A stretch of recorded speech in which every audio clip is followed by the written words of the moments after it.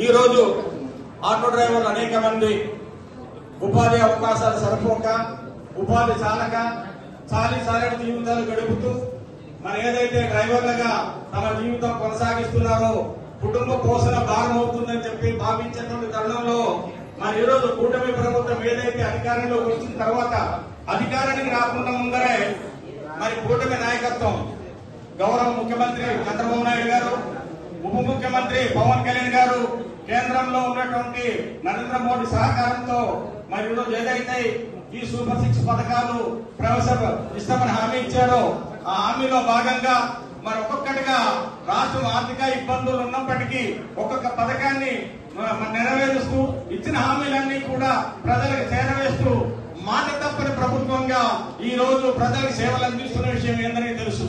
మరి ఈ రోజు 15,000 రూపాయలు ప్రతి డ్రైవర్ కి అందుబాటులో వస్తుంది అనుకుంటే దానివల్ల మీకు ఎంత ఆర్థిక భరోసా కలుగుతుందో అర్థం చేసుకోవాలని మీ అందరికి మనవి చేస్తా ఉన్నాం. ఎప్పుడు కూడా ప్రజల పక్షాన నిలబడే ప్రభుత్వానికి అండగా నిలబడాల్సిన బాధ్యత మనందరిపై ఉంటుందన్న విషయాన్ని కూడా గుర్తుంచుకోవాలి. ద్రోహం చేసే వాళ్ళకి, మోసం చేసే వాళ్ళకి, మాట తప్పే వాళ్ళకి నమ్మి మరి వ్యవస్థలు పాడైపోవడానికి మనం పరోక్షంగా సహకారం అందించకుండా మరి అటువంటి వ్యవస్థల్ని కాపాడడానికి ఆలోచన చేసేటటువంటి ప్రభుత్వానికి అండగా నిలబడి మరిన్ని సంక్షేమ కార్యక్రమాలు, మరిన్ని అభివృద్ధి కార్యక్రమాలు ఈ రాష్ట్రం యొక్క భవిష్యత్తును దృష్టిలో పెట్టుకొని ఆలోచన చేయడానికి ప్రతి ఒక్కరు కూడా బాధ్యత కలిగిన పౌరులుగా ఆలోచన చేయగలిగినప్పుడు మన రాష్ట్రం అభివృద్ధి చెందుతుందనే దాంట్లో ఎటువంటి సందేహం లేదు. ఈ రోజు రాష్ట్రం యొక్క మన పరిస్థితి మీ అందరికీ తెలుసు.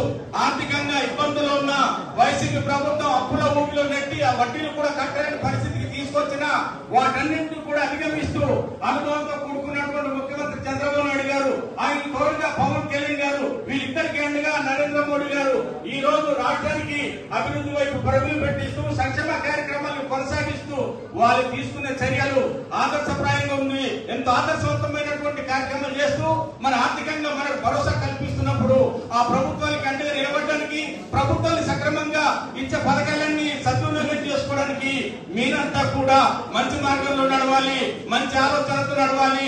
అంతేకాకుండా మీలో ఒక సేవాభావం కలగాలి. ఈ రోజు డ్రైవర్లు అనేక మంది ఎన్నో సమస్యలు ఎదుర్కొంటున్నారు. గత ప్రభుత్వంలో గతకమయమైన రోడ్లను చూసాం. ఒక 3 నెలలకి 6 నెలలకి రిపేర్లు వస్తే బాగా చేసుకునే పరిస్థితిని కూడా మనం చూసాం. కానీ ఈనాడు కూటమి ప్రభుత్వం అధికారంలోకి వచ్చిన తర్వాత రోడ్ల నిర్మాణం జరుగుతున్నది. మారుమూల ప్రాంతాలకు లింక్ రోడ్లు వేస్తున్నారు. ఏదైతే మరి ఇక్కడ ఆదర్శవంతమైన ఆలోచనతో కార్యక్రమాలు చేస్తా ఉన్నారు. అదే విధంగా మీరు కూడా పేషెంట్లు ఆటోలు ఎక్కుతుంటారు, గర్భిణీ స్త్రీలు ఎక్కుతూ ఉంటారు, పేషెంట్లు ఎక్కుతూ ఉంటారు. అనేక రకాల రోగాలతో మీ ఆటోలు ఎక్కేటటువంటి వ్యక్తులందరికీ